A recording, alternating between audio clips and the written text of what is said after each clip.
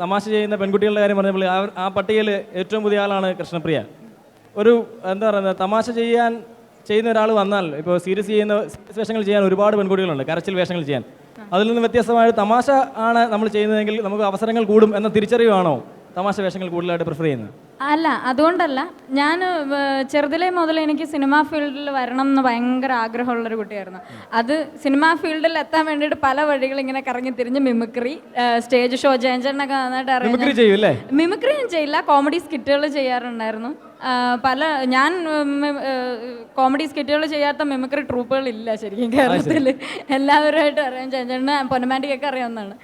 അപ്പോൾ അങ്ങനെ പതുക്കെ മിനി സ്ക്രീനിൽ വന്നു.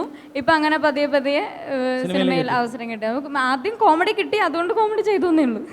ഇതാണ് ഞാൻ മനസ്സുകൊണ്ട് എപ്പോഴും ചെയ്യാൻ ആഗ്രഹിക്കുന്നത്. എനിക്ക് കൂടുതൽ ഫ്രീ ആയിട്ട് ചെയ്യാൻ സാധിക്കുന്നതും കോമഡിയാണ്. പിന്നെ വേറെ ആൾക്കാരില്ല എന്നുള്ളൊരു പ്രത്യേകത കൂടെ ഉണ്ട് അതിന്. പലരും കടന്നു വരാൻ മടിക്കുന്ന ഒരു ഫീൽഡാണ്, പ്രത്യേകിച്ച് എൻ്റെ പ്രായത്തിലുള്ളൊരു കുട്ടികൾ. എൻ്റെ പല ഫ്രണ്ട്സിനോട് ഞാൻ ചോദിക്കുമ്പോൾ എല്ലാവരും പറയണേ എനിക്ക് ഹീറോയിൻ, മിനിമം ഒരു സെക്കൻഡ് ഹീറോയിൻ ലെവലിൽ അല്ലെങ്കിൽ എനിക്ക് സിനിമയിൽ വരാൻ താല്പര്യമില്ല എന്നൊക്കെ. പക്ഷേ എൻ്റെ ഒരു പോളിസി എന്ന് പറഞ്ഞാൽ ഞാൻ ഇപ്പോൾ കണ്ടിരിക്കുന്നത് എന്താണെന്ന് വെച്ചാൽ ഓടുന്ന വണ്ടിയിൽ ചാടി കയറാനാണ് ആഗ്രഹിക്കുന്നത്.